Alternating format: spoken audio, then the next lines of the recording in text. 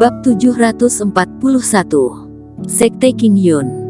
Wajah kakak seperguruan Zhang agak kaku, dia pun mendengus, "Erikin, kamu memang hebat. Tetapi meskipun kamu menghindar, aku tidak kalah. Mengapa aku harus mengalah? Kakak seperguruan, kamu telah kalah." Wanita itu tidak bisa menahannya kali ini dan menghela nafas.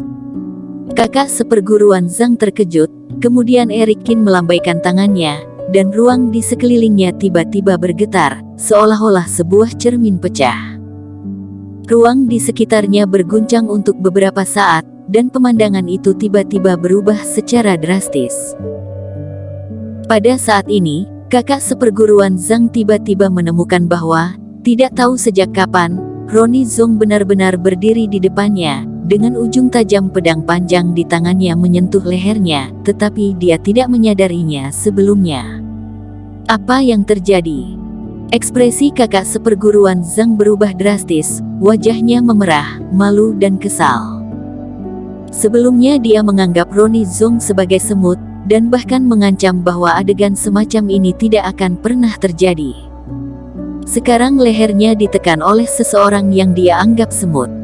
Erikin benar, jika Ronnie Zong menyelipkan tangannya, kalaupun dia tidak mati, pasti akan tetap terluka parah. Karena dia tenggelam dalam ilusi, dia tidak akan pernah tahu. Penjaga gerbang menang. Dari bawah panggung, kerumunan penonton bersorak. Wajah kakak seperguruan Zhang membiru, membuatnya semakin jelek. Ia pikir ia telah menang sebelumnya, tetapi ketika aku mengingat kebahagiaannya barusan, itu memalukan baginya. Ia hanya ingin mencari tempat untuk bersembunyi. "Baiklah, kamu sangat kuat." Kakak seperguruan Zhang menatap Erikin dalam-dalam. Dia mencibir dan berkata, "Aku tidak menyangka kamu tahu formasi, kiranya panggung pertandingan sudah diatur untuk formasi. Kamu hebat, aku salah lihat."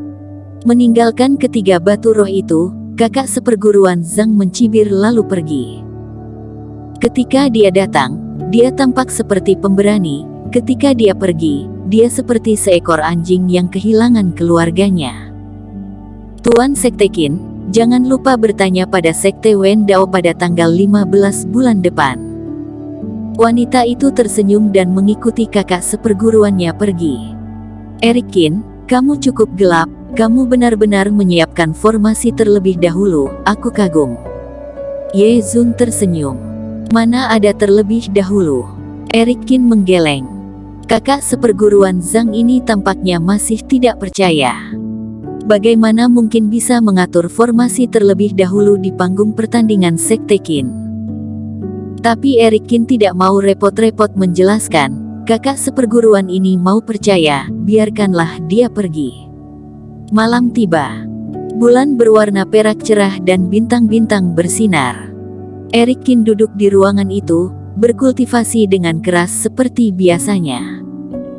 Di dalam tubuhnya, Reiki yang murni dan tak tertandingi terus mengalir, seperti ular spiritual.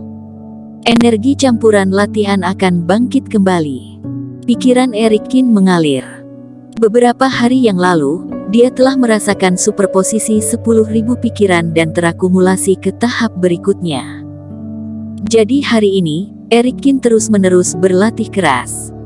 Akhirnya, di dini hari, Erikin tiba-tiba membuka matanya. Kilatan cahaya keemasan muncul di tubuhnya, dan Erikin menghembuskan nafas yang menyesakkan dan menggerakkan pikirannya. Sebuah Reiki, seperti ular, mengalir keluar dari Erikin, seperti ular kecil, bersorak dan melompat-lompat di lengannya. Dibandingkan dengan energi campuran latihan sebelumnya, ini lebih murni 2 kali lipat. 100.000 pemurnian. Erikin memancarkan secercah cahaya di matanya. Energi campuran latihan, dengan 10.000 sebagai satu kesatuan, 100.000 juta. Setiap kali mencapai tahap berikutnya, efek energi 10.000 hahun akan berlipat ganda, dan banyak penggunaan baru yang dapat dipraktekkan. Sebelumnya, Erikin selalu tidak bisa melewati tingkat pertama dari hukum 10.000 pemurnian, tetapi sekarang dia telah menembus ke tingkat kedua.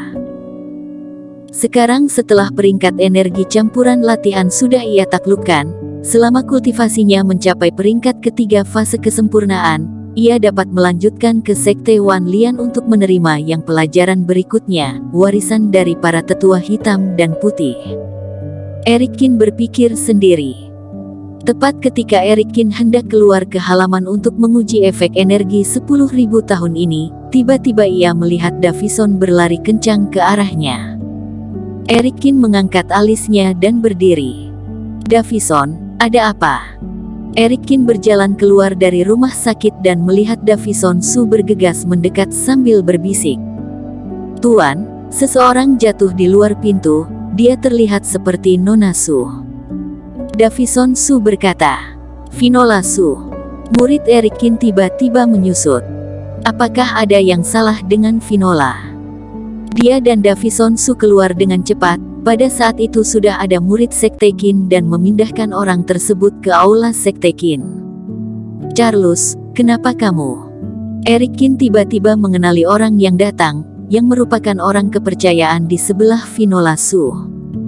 Eric Qin membungkuk, menekan jari-jarinya pada Charles, dan reikinya mencari tahu. Ia menemukan bahwa lawan tidak terluka, tetapi dia terlalu lelah dan pingsan. Ini melegakan. Tapi Charles sangat terburu-buru dan kelelahan. Apa yang terjadi? Eric Qin sedikit cemas, dan memberikan reiki ke Charles. Reiki mengalir dan dengan cepat pulih ke tubuh lawan, dan Charles dengan cepat terbangun. Tuan Qin, Nona Su memintaku untuk meminta bantuanmu. Charles tidak bisa membantu untuk dengan tergesa-gesa memberitahunya begitu dia membuka matanya. Jantung Eric Qin berdegup kencang, dan dia meraih Charles. Apa yang terjadi dengan Finola Su? Tuan Qin, kamu salah paham. Bukan Nona Su, ini Nona Fang, Nona Bella Fang. Charles menggelengkan kepalanya dengan cepat. Bella Fang dan Finola Su bersama. Eric Qin tercengang. Itu benar. Charles mengangguk dan berkata, Nona Su bertemu dengan Nona Fang di wilayah rahasia. Lalu mereka berdua diserang saat sedang berjalan bersama. Nona Fang tertembak panah beracun untuk melindungi Nona Su. Panah beracun itu sangat beracun, dan sekarang nyawa Bella Fang dipertaruhkan. Nona Su mengirimiku perintah khusus agar aku segera menemukanmu, kata Charles cepat.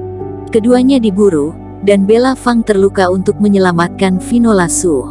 Tiba-tiba hati Eric Qin bergetar. Finola Su mengetahui kekuatan dirinya sendiri. Di bawah bimbingan lelaki tua misterius itu, kultivasi Finola Su setidaknya mencapai fase kesempurnaan, dan sekarang dia sedang dikejar. Jelas saja kekuatan sang lawan tidak rendah. Tuan Qin, aku mohon kamu untuk menyelamatkan Nona dan Nona Fang. Charles memberikan sebuah token kepada Eric Qin. Jangan khawatir, kamu bisa beristirahat dengan tenang. Eric Qin mengangguk dan memerintahkan bawahannya untuk mengirim Charles ke tempat yang tepat. Kemudian Eric Qin menyuruh Davison Su untuk memanggil Ye Zun. Sekte King Yun. Ye Zun melihat pesan yang ditinggalkan oleh Charles dan mengambil nafas. Apa yang terjadi? Apakah tempat itu sangat berbahaya? Sangat berbahaya. Ye Zun berkata dengan wajah serius, Sekte Gu Zong ini berada di antara baik dan jahat pada zaman kuno. Sekte itu sangat besar. Singkatnya, ada yang aneh dengan tempat itu, bahkan aku tidak pernah pergi. Eric Qin merasa sedikit tidak enak di dalam hatinya. Bahkan Ye Zun yang menyukai petualangan belum pernah pergi, kiranya Sekte Gu Zong jelas merupakan kandang harimau dan serigala. Belum terlambat, ayo pergi. Eric Qin berkata. Sekalian, panggil si brewok. Ye Zun menyarankan. Eric Qin mengangguk, kultivasi Finola Su dikejar orang lain, kekuatan lawan pasti sangat tinggi. Tak ada salahnya memanggil lebih banyak orang. Aku memberitahunya untuk berkumpul di tempat yang ditentukan. Ye Zun mengangguk, dan mengirim pesan ke si brewok. Waktu hampir habis, kedua kaki Eric Qin menginjak pedang terbang mereka dan meninggalkan Sekte Qin dengan kecepatan luar biasa. Sekte Guzong tidak terlalu jauh dari kota G. Pintu masuk wilayah rahasia ada di sebuah pulau. Keesokan paginya, keduanya datang ke pulau itu. Kalian telah datang. Si brewok selangkah lebih cepat dan tiba lebih awal dari keduanya. Saat ini, dia berjalan keluar. Bersambung. Terima kasih telah menonton video ini sampai akhir. Jangan lupa subscribe dan nantikan kisah episode selanjutnya hanya di Novel Story. Salam.